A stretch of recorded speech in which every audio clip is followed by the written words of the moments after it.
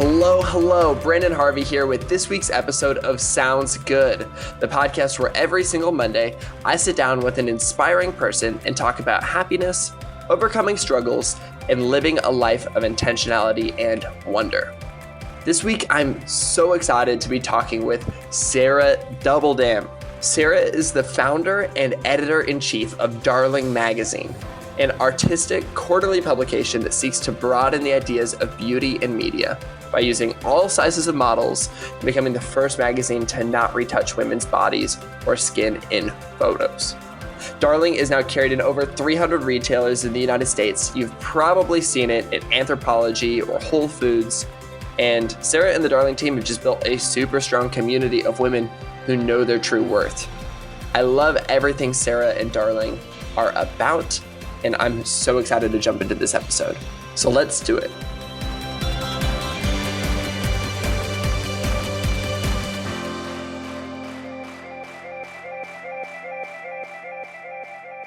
All right, I'm on the line with Sarah Dubbeldam.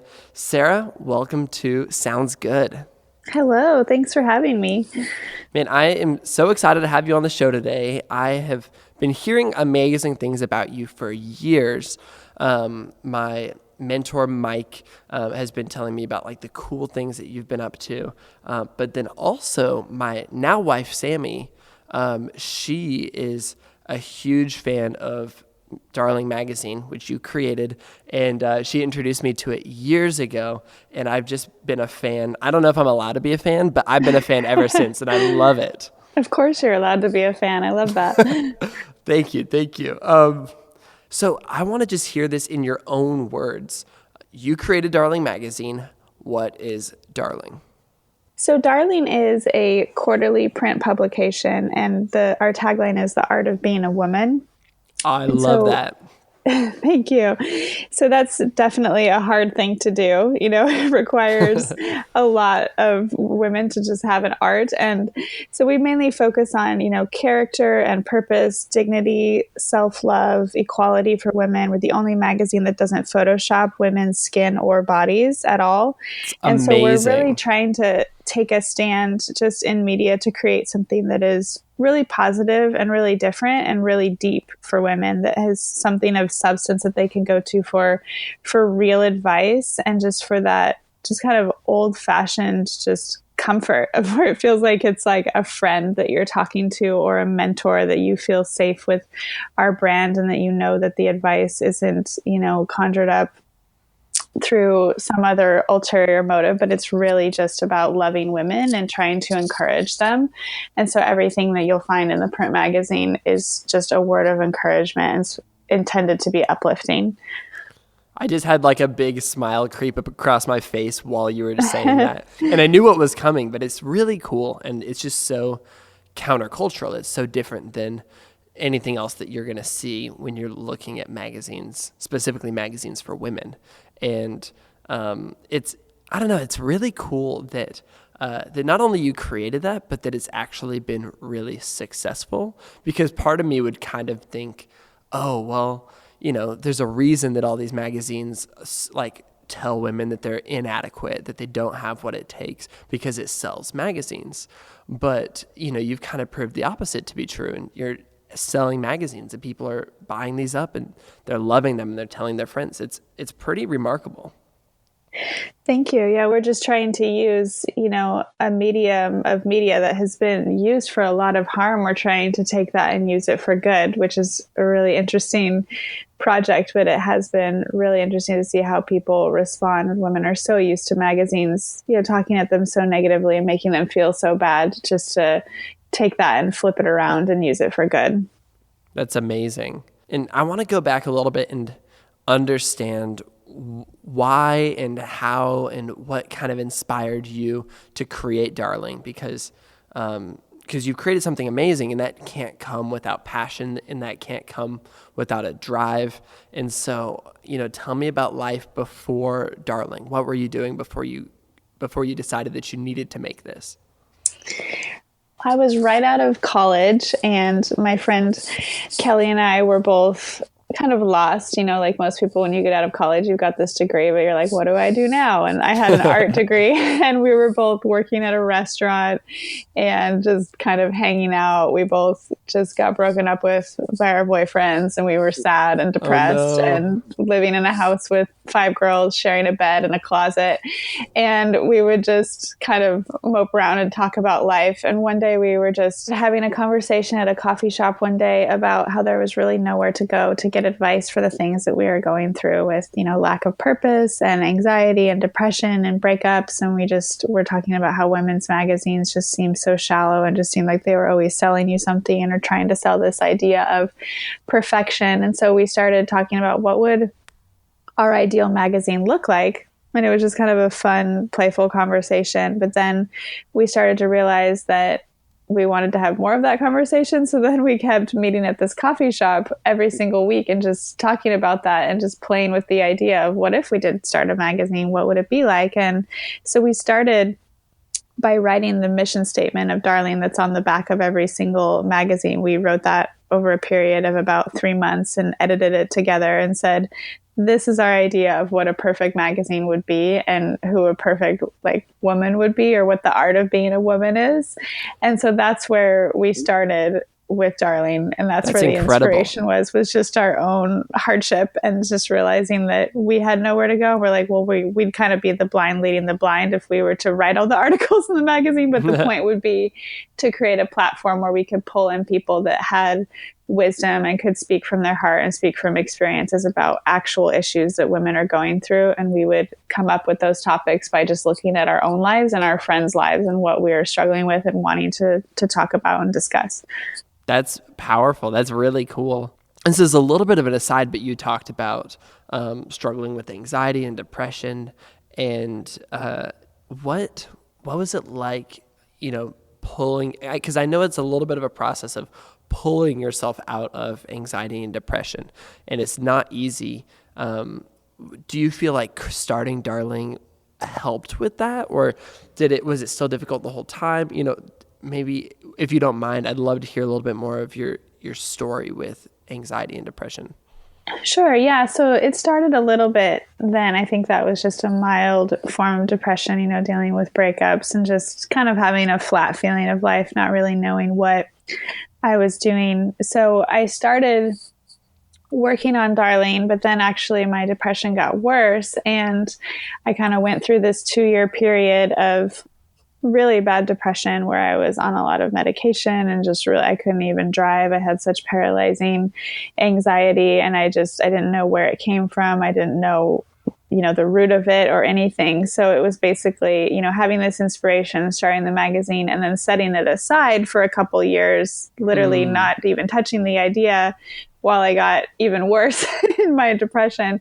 And so it was a really long process of working out of that, where I just went to a lot of counseling and just talked to a lot of friends and just dealt with a lot of issues from my past and was really able to just really dig in and work through things. I think finding the root of depression is really, really important. Normally, I feel like it stems from anger or unmet expectations or just things that you went through that you just never dealt with, or just not knowing how to process your emotions. So I worked through a lot of that and then was actually able to come out of that depression. And then I picked up the idea again, which I think is so inspiring about Darling, is that it started with inspiration and then I went back into a hole, but then I picked it up again. And I think that really working on it and when it actually started and when we actually got it off the ground was also part of my healing from depression. So it's not like I was, perfectly happy once I picked it back up again, but I was in a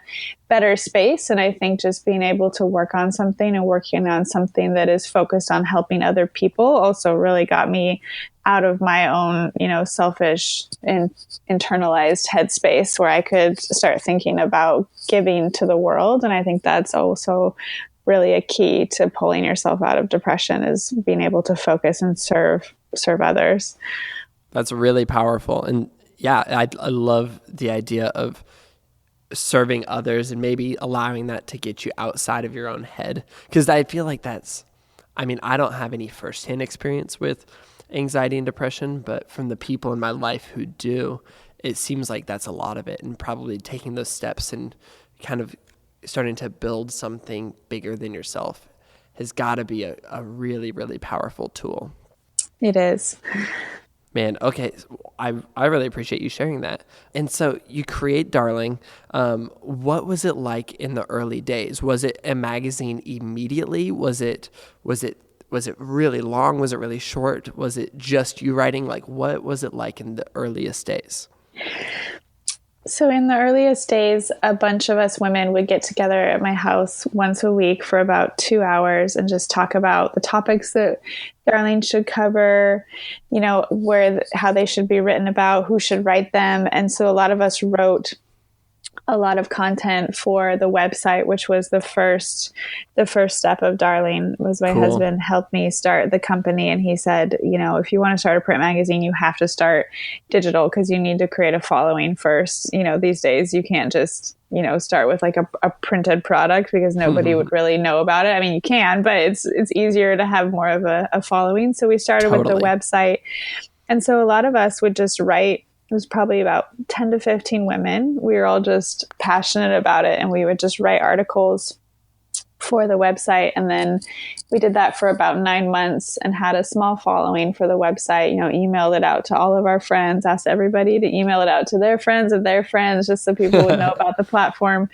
And then we put the idea on Kickstarter, and Kickstarter ended up featuring us on their blog and on their homepage. So within 3 days, we reached our goal of over $19,000, which was definitely not a lot. We should have asked for more to start a print magazine. But that's how we started in the early days, was on Kickstarter. So then the first issue was literally just me, myself, and my friend Rebecca, who came on to help with imagery, who's now still works at Darling. We're working on issue 19 now, which is amazing. Wow, that's amazing. So she was there from the beginning. So it was basically the three of us, and then a couple of friends who were helping with editing, and that was it in the very beginning for issue 1 and 2. And we just really bootstrapped it and scraped by with a lot of favors for those until issue 3 we got picked up by Anthropology, and then that created a lot more momentum for us from a business standpoint. That's so cool. And it seems like the big consistent thing, because you guys have grown, you guys have brought on more people, more and more people are finding out about you. But the thing that's remained consistent is that Darling Manifesto that you alluded to earlier. And I was wondering, would you be able to read that or share that for us? / feel free to Google it. Sure. Or whatever. Because I will have to. I don't have it memorized, unfortunately. I've always tried to. That's totally okay. I don't have. Sometimes I'll yesterday I had to search in my email inbox to figure out what my home address was. I was like, oh no, this is a problem. You're like, this is a bad day. I can't remember where I live. Yeah, I'll go ahead and read it. So it says, Darling is the art of being a woman. Darling magazine holds the modern mold of woman up to the fire to evoke a discussion on femininity and reshape an authentic design. Darling is a catalyst for positive change, leading women to discover beauty apart from vanity, influence apart from manipulation, style apart from materialism, sweetness apart from passivity, and womanhood without degradation. Darling leads women to practice the arts of virtue, wit, modesty, and wisdom, all the while creating beauty and embodying love. Darling says women are not only interesting, but original, not only good enough, but exceptional, not just here, but here for a purpose. And basically the format of that is, the first line is the overall vision.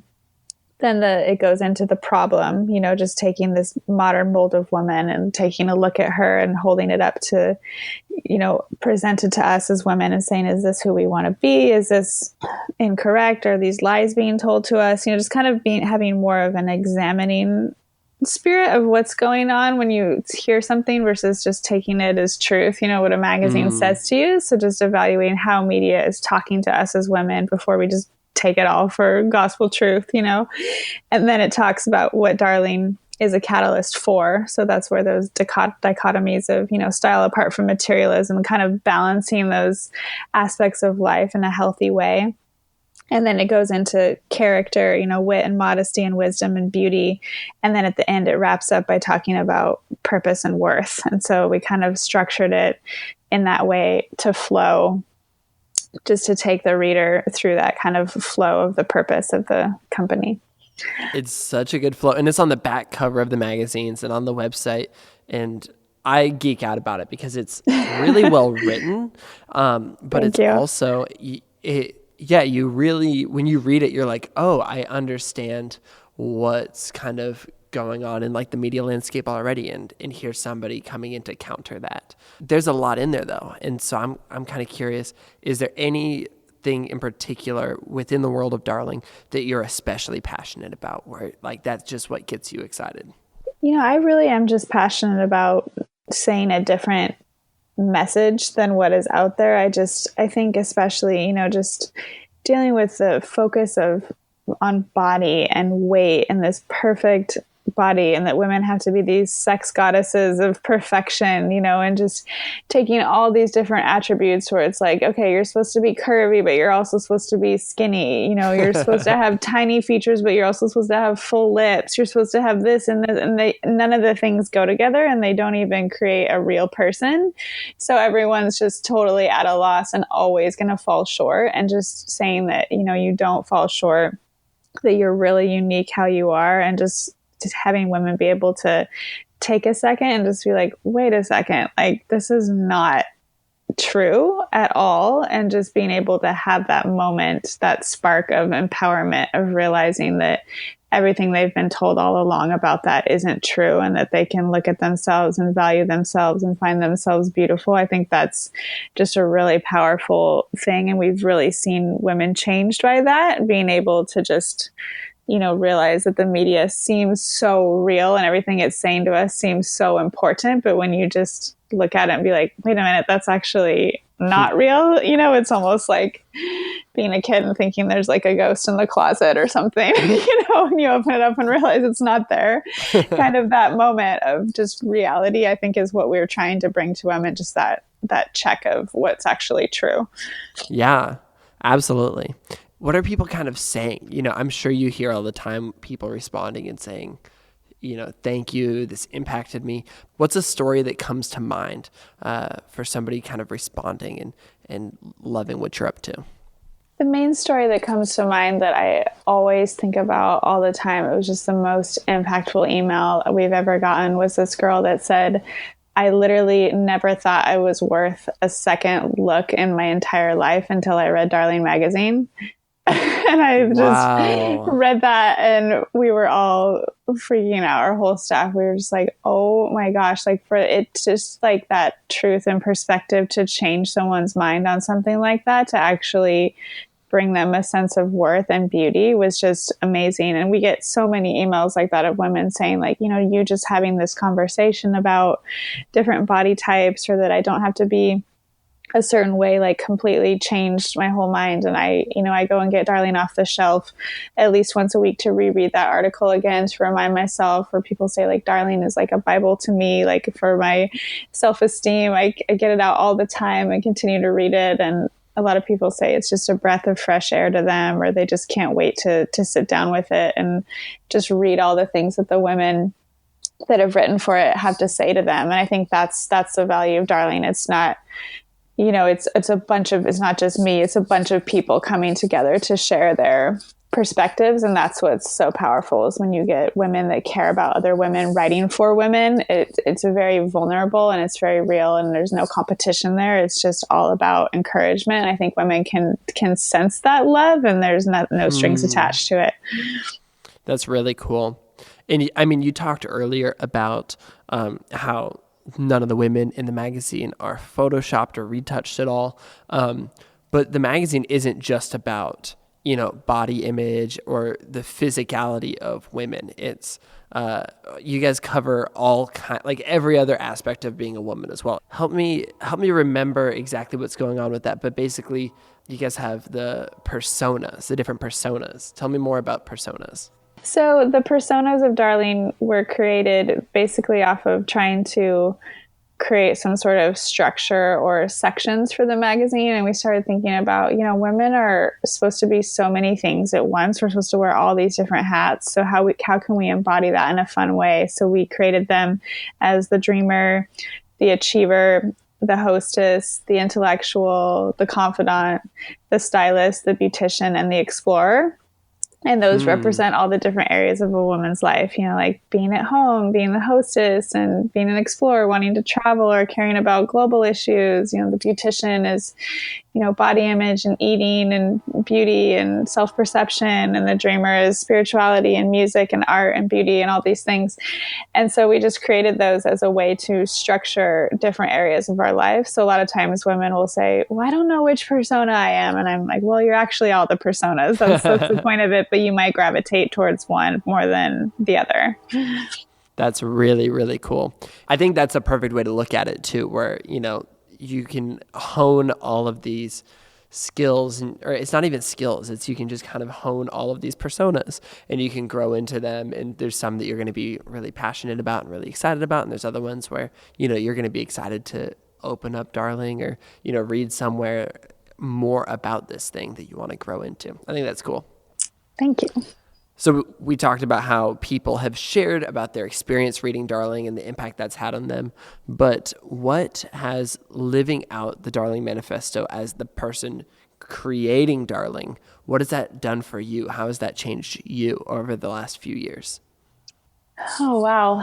It definitely has changed me. I think just being so immersed in this mentality and doing this every single day and focusing on it every single day, whether it's through creating topics or editing articles, editing things out, critiquing things, reading about the media, just I'm so immersed in it has really just fortified the perspective in my own mind, where I literally feel like I can honestly say that I can look at every single woman and find something beautiful about her.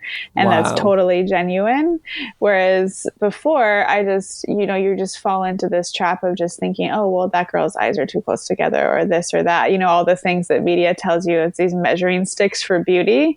I feel like myself and just a lot of our team were able to see women so differently, which is really amazing. I think it's also made me really sensitive too. I'm probably overly sensitive just to things like if I'm watching a TV show or I see a message or an advertisement, I'm so sensitive to the way that things are messaged towards women, where someone might see something and just watch it and be like, oh, that was a weird commercial. But to me, it just cuts so deep because I realize how important it is, the way that we're talking to women. And if I see something that's negative, it like really affects me or makes me really, really angry. And I think that's just because I am so immersed in it and I really think differently now. And it is hard to realize when other people don't think that way yet, or they haven't, kind of been enlightened to a different way of thinking about women, they don't even see it because they're just brainwashed to it. So I think I'm definitely unbrainwashed and I see things for how they really are, which is really interesting, but it also is,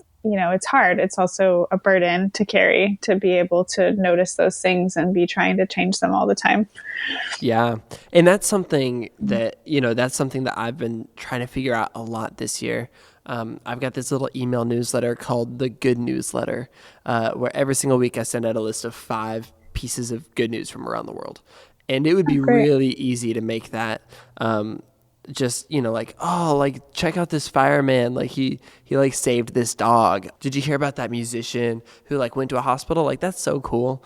But that's just kind of, it's a little bit surface level-y. And so I've been trying to dig deeper and deeper and be like, how can I fully acknowledge the broken things in the world? Like, not just like pretend that nothing's bad in the world, really be like, okay, here's a real like systematic problem.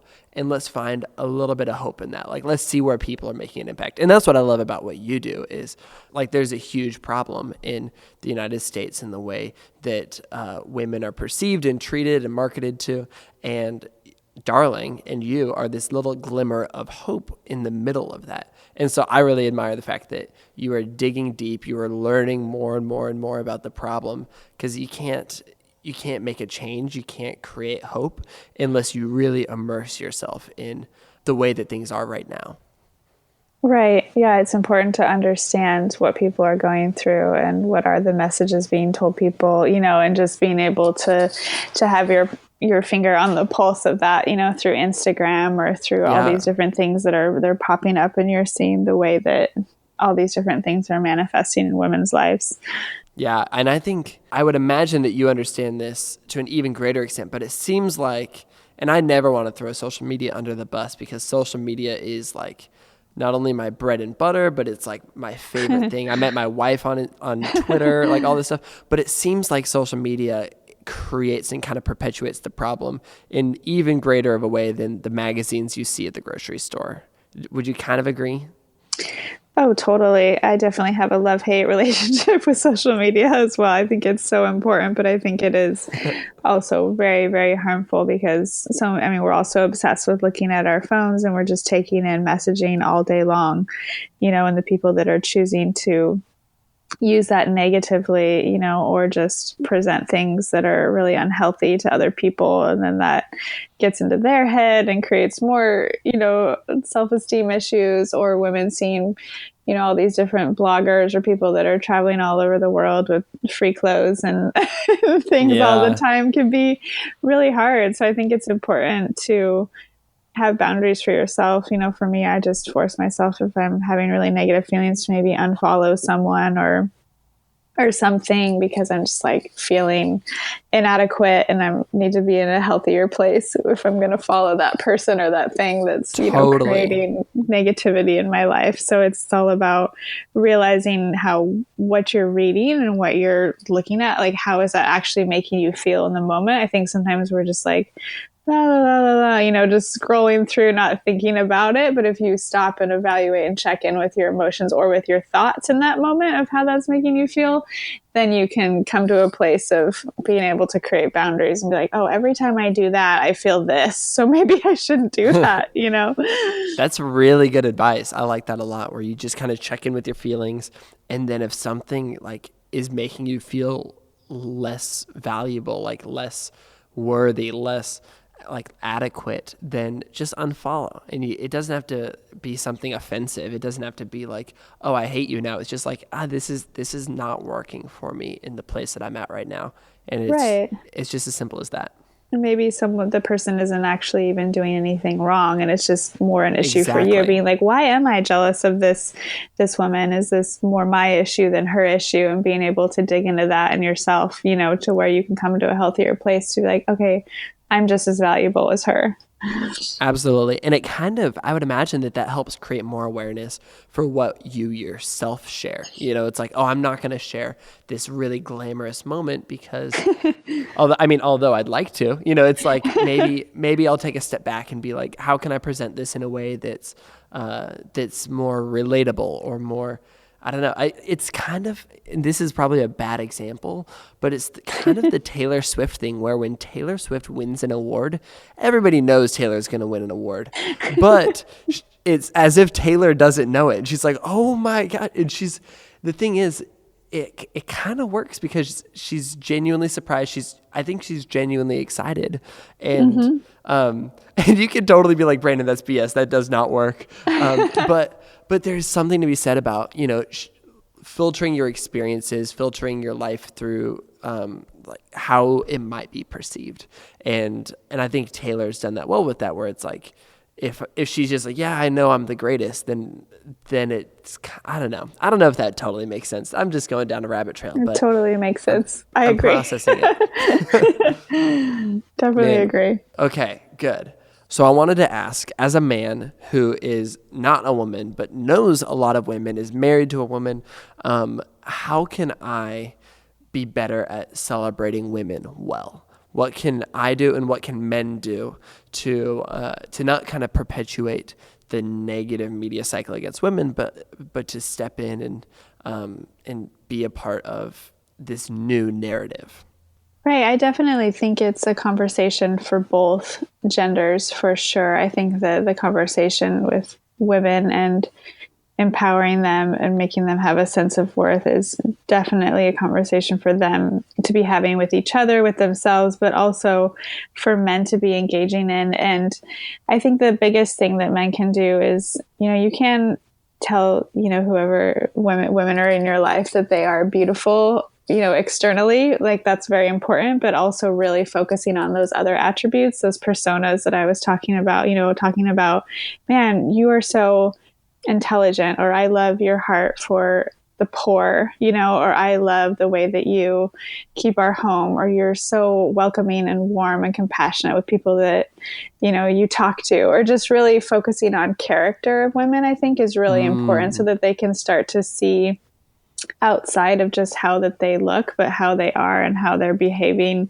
every single day, and that actually matters, and that people notice that, and that makes them beautiful too, that adds to their beauty, I think is really important for men to be watching for those things, and having the chance to point that out whenever they can is really, really important. And then the other thing too, I think, is just helping stand up for women in a way that isn't being over sexualized. I think that so many advertisements and every single thing that you see, whether it's for a hamburger or laundry detergent, women are being degraded and over sexualized, and having their sexuality being used to sell things constantly, and as men just not supporting that and not in any way responding to that, I think is really important for women to realize that, that they're way more than their sex appeal, and so just being able to take a stand as a man and being like, oh wow, that was really inappropriate, or like that doesn't appeal to me, just being able to kind of shut that down in a way, I think is really important, because I think women are tired of everything always having to be this whole idea of sex sells. And it's true, it does, but that's because people are responding to that, and they probably shouldn't be, in my opinion. Yeah. Man, that's really, really good. I like that idea of, focusing really hard on recognizing and calling out the beautiful characteristics of the people around us that aren't necessarily the external qualities. It's more the internal, the experiential, the things that people do that make them who they are. I think that's huge. And then I think that's something that's super smart to be like, how can I support companies, support brands, support advertisements, whatever, that are not over sexualizing women, that are treating women with the dignity that they deserve, and then intentionally not support the ones that are over sexualizing women. I think that's a really, really good recommendation. I mean, so I basically, and you mentioned this a little bit, but I asked, how can men celebrate women well? But also, and this is more to the heart of what you do, but how can women celebrate each other well? I think that it all comes down to just that quote, comparison is the thief of joy. I think just staying in your own lane and being completely you, and not letting who other people are affect you at all, and just getting rid of that sense of competition, I think is where the root of all of it starts with women, is that we're not in a competition with each other, that we all start out with the exact amount of worth, like we have the exact same amount of worth, and it's us that decides that we're not worthy or we're not enough. No one else is deciding that for us. It's literally all us that is deciding that. And I think that's where it becomes really sad. It's like, whoever told you that you weren't worth it, or that you weren't beautiful, and first that, and then secondly, why did you decide to believe that?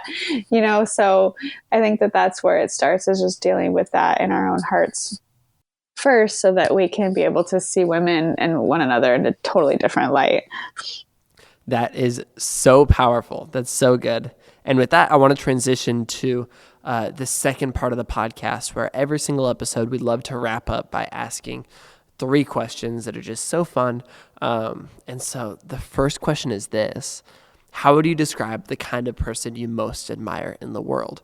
And we can even, if we want to, we could remix this a little bit to be like, how would you describe the kind of woman that you most admire in the world? Right. The type of woman that I most admire in the world is the one that is literally just full of love and appreciation and admiration of other women. I just have women like that in my life, where you just feel like they genuinely want to see you and love you and hear about you, and they're genuinely so interested in who you are that it makes you more interested in yourself. If that makes sense. That's amazing. Yeah. I feel like this person finds me so fascinating and so beautiful and wonderful. Like, I wonder why I don't think that way about myself. I just know people like that, and I don't know, how they become that way. I think it is just being able to look at other people and focus on all of their beauty and awesome attributes in a way that you just become someone that loves people really well. And I just love women that I come across that are like that. You can just sense it immediately. There's just no sense of any competition. They just want to love you and uplift you from the moment they start talking to you. And those are the type of women I love the most. That is beautiful. That's so good. My second question is, what are you consuming that you love right now? So something that I've consumed that has really, really impacted me and was one of the reasons that my friend and I started Darling is a book called A Return to Modesty by an author named Wendy Shallot. And she just takes a look at culture and the way that the different genders are interacting and this idea of the over-sexualization of women and what does it look like for the landscape for women to change in our world. And it is so amazing. She's basically offering basically a new wave of feminism and what that would look like. And so we modeled a lot of what Darling is off of some of her just deeper rooted philosophies. And that's something that I definitely go back to that book and consume a lot of her points, when I start to feel discouraged or start to think like, man, am I really, working for nothing? Do people really care? Do people really want to change? Do people really want to see this just conversation become more healthy for women? It's just a beautiful book and really, really amazing. So I definitely love that book. And then I think also just to get inspired and to dream again, I watch and I read a lot of Jane Austen. I think it's so nice. beautiful. I just love the way that she just portrays women in just such an intellectual way. And I love that. So when I get overwhelmed by modern culture and social media, I go back to that old fashioned type of feeling. And it gives me a really good nostalgic feeling about, women and horses and the countryside of London and things like that. Those are amazing recommendations. So good.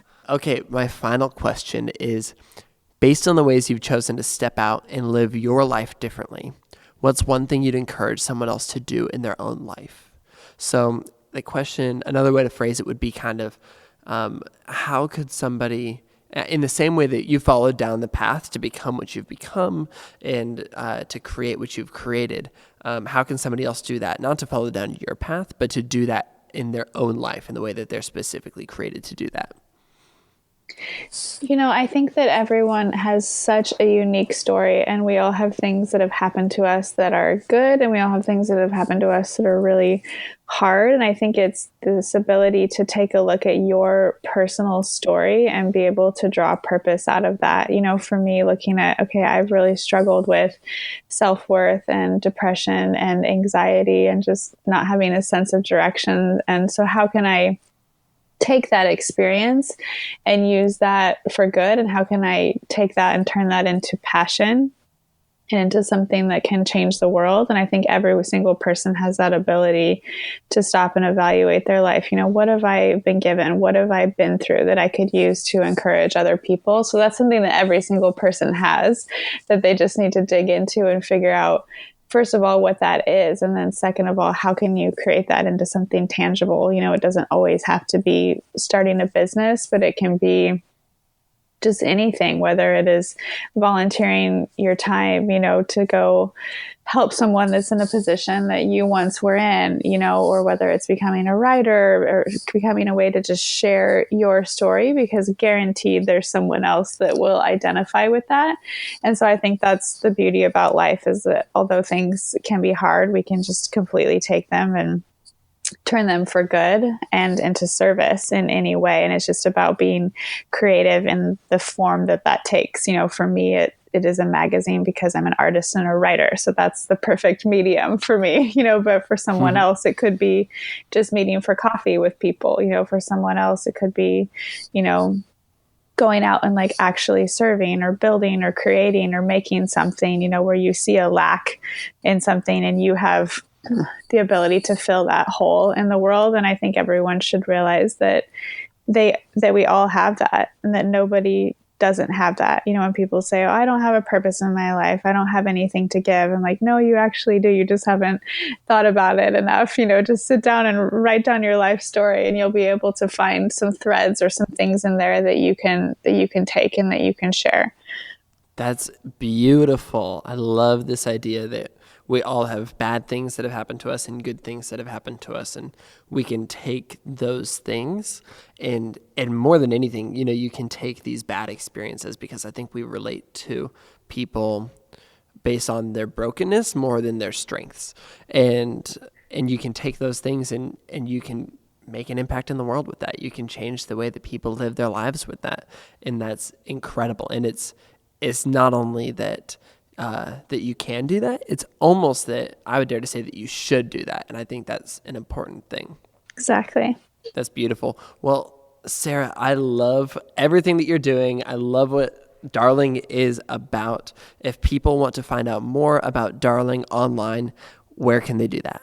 You can go to darlingmagazine.org, and you can purchase the magazine by going to shop.darlingmagazine.org, or if you go on our Instagram, there's a link in our profile as well. Our Instagram is just @Darling. That's where we share a lot of beautiful imagery and really important conversations and really interesting dialogue. People comment a lot, so that's more of our active conversation happens on social media, but we also have the blog and then the shop where you can get the magazine and also see the stores where the magazine is carried in on the website.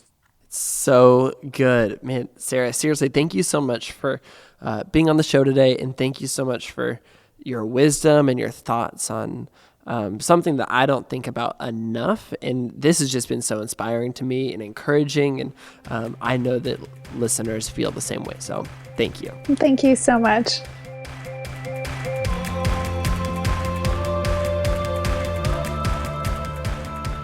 Sounds Good with Brandon Harvey is part of the Gradient Podcast Network and is created in collaboration between me, Brandon Harvey, and Gradient. Thank you so much to each of you who tuned into the podcast this week. If this is your first time listening, subscribe to the show to get a new inspiring story downloaded straight to your phone in your sleep every single Monday. Oh, and leave a review on iTunes. It's easy and it helps people find the show. Just search for Sounds Good in your podcast app, tap reviews, and then tap write a review. Easy. You can connect with me online and get updates about the show on Instagram, Twitter, and Snapchat at Brandon Harvey. That's Brandon with an EN. And this week and every week, you can find the show notes for this week's episode of Sounds Good at brandonharvey.com/podcast. And it's also the same place where you can sign up for the Sounds Good with Brandon Harvey email party. It's going to be so much fun. I really can't wait to see you there. And with that, that's a wrap for this week's podcast. I'll see you online, and I'll talk to you next week when we get the opportunity to learn from another inspiring person. Sound good?